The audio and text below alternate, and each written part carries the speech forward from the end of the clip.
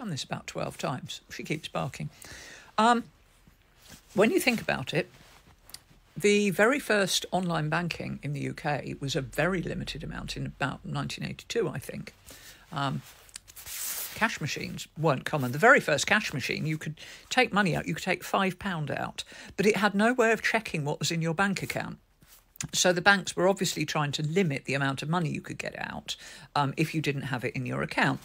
And it was the same with cheques. You could write a cheque, but obviously without any way of connecting to your bank account, which at the time there wasn't one, you risk the fact that somebody would come into your shop, write a cheque, take away goods, and the cheque would go to a bank with no money, a bank account with no money in it. So the banks gave you something called a cheque guarantee card. Looked like a credit card, had a number on it and a date. And when you went to a shop, you wrote your cheque for the amount and you handed over the cheque guarantee card, and they wrote the card number and the date on the back.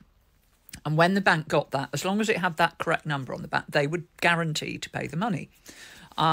Obviously, it was a system that could be abused by people who owned the guarantee card, but you would then be liable for it. If your cheque, that's why you were always told never to keep your chequebook and your cheque guarantee card in the same wallet or purse or whatever, because if a thief stole it, they could go to town on it. You know, they'd just run around furiously signing, as long as they could forge your signature. I don't think I've signed the back of a card for about 10 years. I haven't seen a cheque for probably 15, 20 years.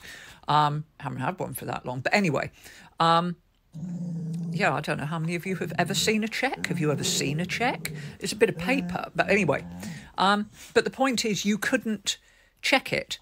And obviously they didn't think that women were responsible enough with money to be allowed a cheque guarantee card. So you could have a bank account if your father or whatever signed for it, or said that you could. What the term was, they would have to guarantee it. So they said, I will be liable if she's so much of an idiot she can't run her own financial affairs.